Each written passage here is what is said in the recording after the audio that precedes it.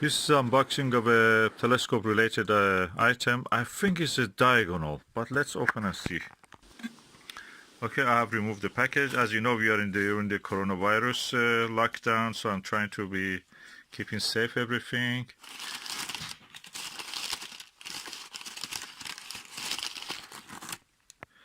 Okay, this is the eyepiece. No, it says diagonal. Oh, hallelujah. It's quite massive. Let me just put this away. That's the container of it. Nothing in this. Oh, there is something like a screw. Yeah, 2 screws there. I'll put this apart away. That's an Altair. I can see from here. That is an Altair. I will disinfect it with the alcohol before using, but anyway, at the moment I will disinfect this surface also. It's quite chunky. Okay, this is an Altair Prism diagonal. It's made of prism. It has a glass inside it. Instead of a mirror, which should be here, the whole thing is a prism. It's crystal. And that means you will have the best reflectivity from the beam of the light from the object to the eyepiece. And what that means for you, this will be perfect for seeing planetary details on objects like Mars, like Moon, like Jupiter, festoons, and all the cloud belts will be visible. Also the details on the disk of the Saturn and the rings of the Saturn. So really good item for this kind of observations. It comes with 2 adapters, one 1¼ inch adapter, the other one is a 2-inch adapter. So when you attach those screws, that will make it usable for that. I'm going to attach them now. Okay, I've now removed the cap. I've attached the screws. This is like a bother version of this. So probably you can turn it. No, it's not like bother. Click lock is not click lock. So you have to loosen up the screws, pull up the adapter. It's a compression ring style. You pull up this adapter. This is the 2-inch to 1½ inch. You can see the prism here. No reflective surface, no aluminum that you lose the power. And this is the 2-inch version of it. And when you open this, it will be reflective. It works with the total reflection angle. So you are seeing the whatever is beyond. Really clear.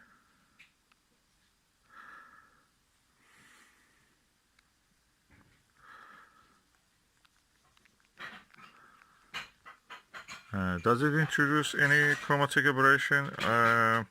Maybe not. I have to test it in real situations.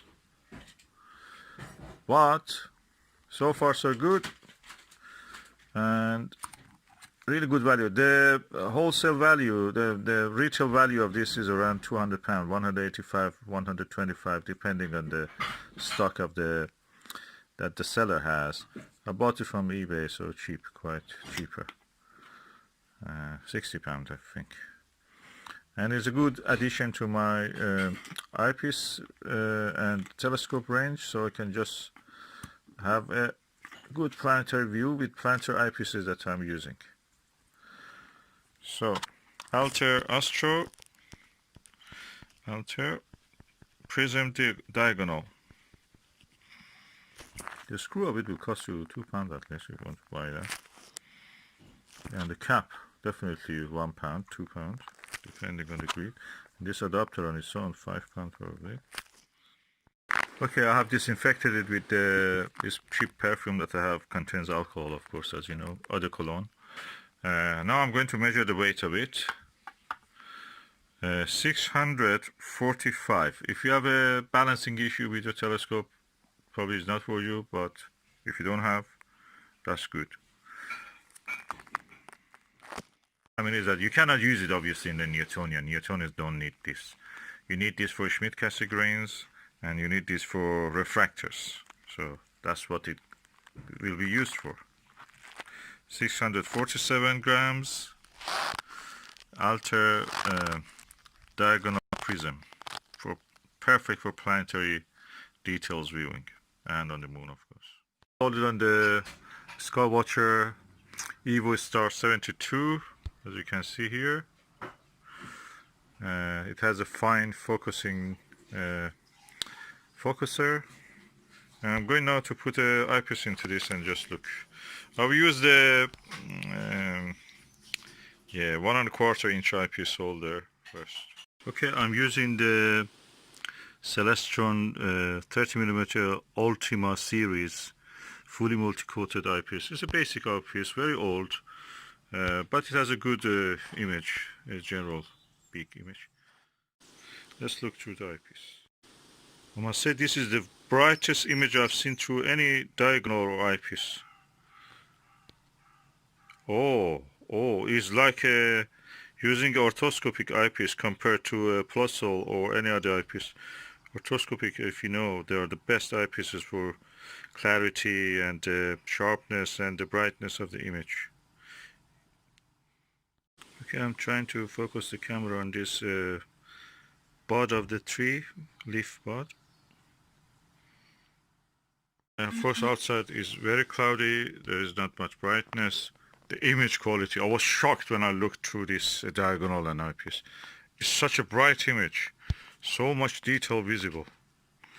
So good for this, and I must say I'm impressed. Diagonal Prism is definitely the best choice for clarity and brightness of the image.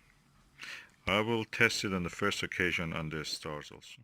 Oh, I found that this Altair diagonal prism is also like butter.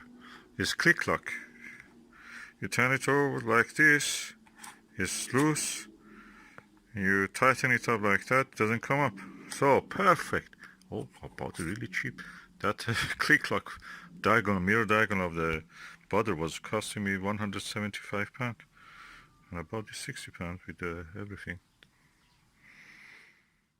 This is the Skywatcher Sky Max 150, is a max set of Cassegrain telescope. I have a Media LX200 and I looked through it also. That's very optically superb. This max setup is as good as that. On this occasion, looking at the Orion Nebula, it is as good or a bit better than the LX200 8-inch. This is 6-inch, of course. With this eyepiece, I can completely see the details in the Orion Nebula trapezium. The details in the trapezium and the Orion Nebula, the wispiness in the nebula itself. It is really good quality. I can compare it with the best optics. I've not used this for a while, so I forgot how it looks. And I was really shocked and impressed looking through this telescope. Fascinating, beautiful optics.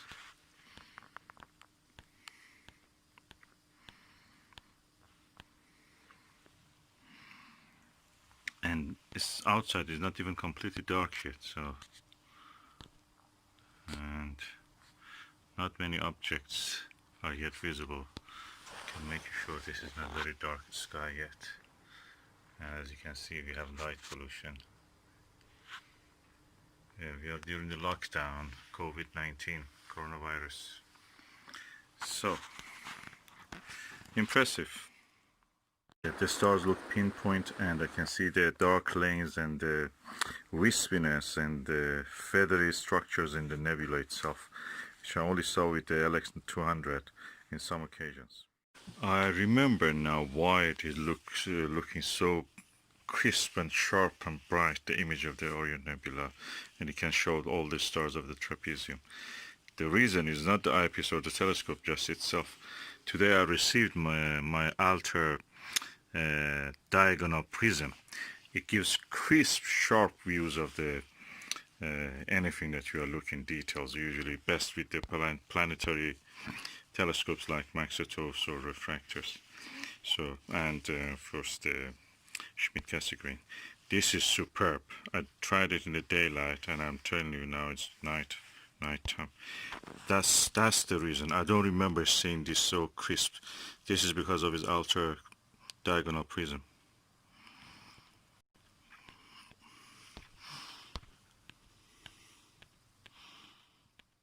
Always when I'm looking at the Venus, I see chromatic aberration, no matter what telescope I use, except with a little bit with the Schmidt-Cassegrain. This is a Maxetov, and I'm using a very wide angle eyepiece, 38mm point of view, 70 degrees. So I should not expect much from this. You're wrong. I can see clearly the phase of the quarter Venus. It has passed the quarter phase. It's now gradually getting toward the crescent, the thinner crescent. So it is now in the middle of the constellation of Taurus, at the eastern part of it, in the middle of the Pleiades star cluster. Superb view. Is bright. Camera cannot show it, unfortunately. I tried it, it cannot center really. But that's a superb view. Venus is almost yellowish, and the stars of the Pleiades are beautiful. Beautiful. It's never seen such a thing.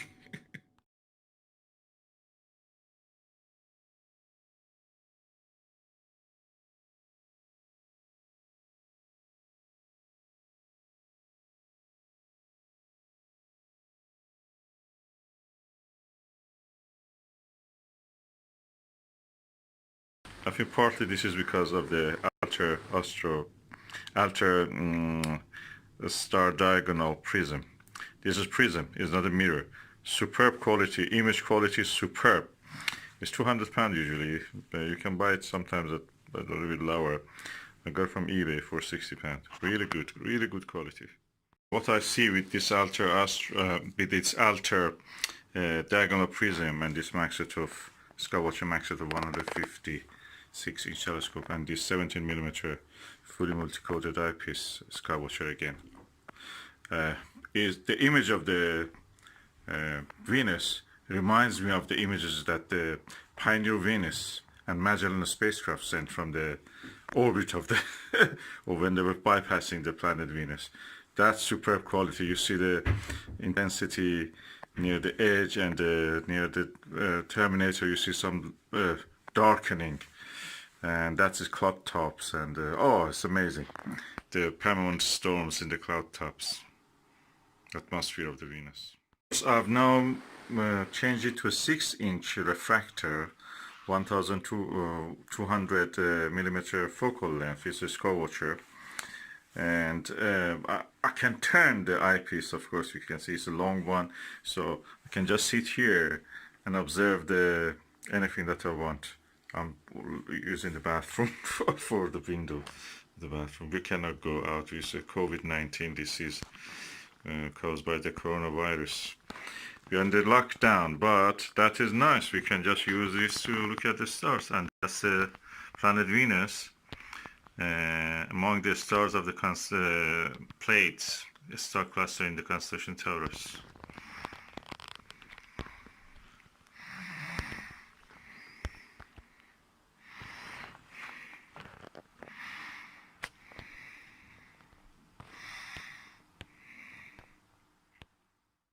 Practically I'm sitting and the eyepiece is facing me. Then the telescope on this Dobsonian mount from the Skywatcher Flex Tube 130 is really balanced. This telescope with the eyepiece and everything is around 10 kilograms with this diagonal also. And I just sit here and can just directly look horizontally. This is the bathroom.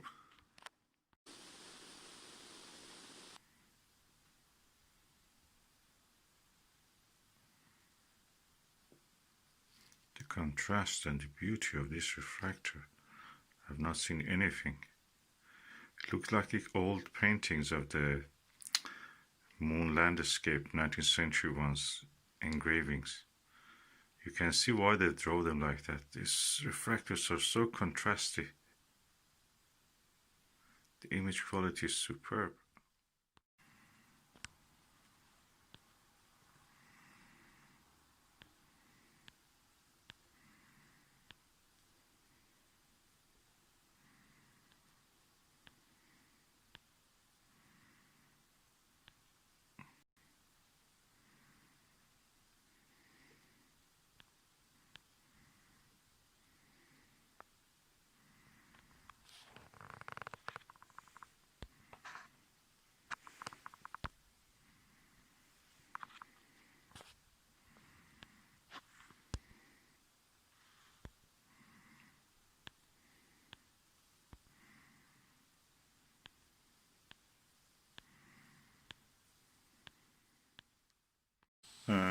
I think I am the most comfortable astronomer in the universe. My eyepiece is just in front of my eye. I don't need even to put a stress on my neck. I've turned the eyepiece and the diagonal this way, so I can actually, instead of upward, which usually is this way, I've turned it this way. So I'm sitting on this chair in the bathroom. The moon is setting in that direction, as you can see. It's quite low. It didn't matter if it was high because I can just change the position of this. This is a 6-inch refractor. It's a giant. And because it's a giant, practically the tube can direct, usually in the sitting position for me. I'm sitting here on a comfortable chair, putting my feet up the bathtub and observing. Let me show you, probably I can show you what I'm seeing.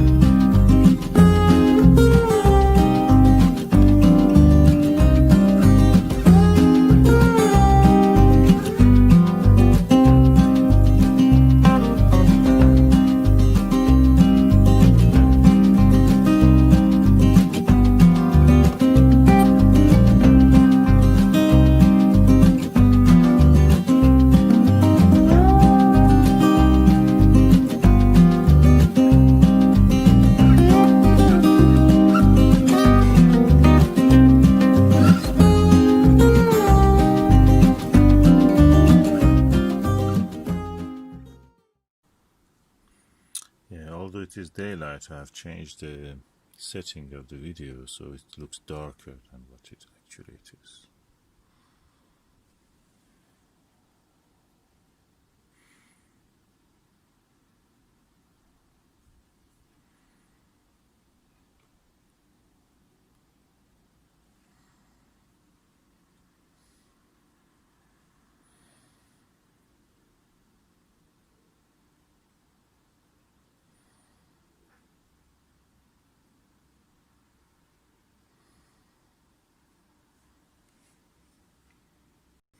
But where I'm making this video using a Meet LX200 Classic.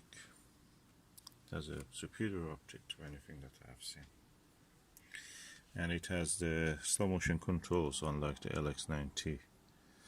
And that makes it possible to actually move the images. As you can see, I'm moving the micro movements of the telescope is possible. This.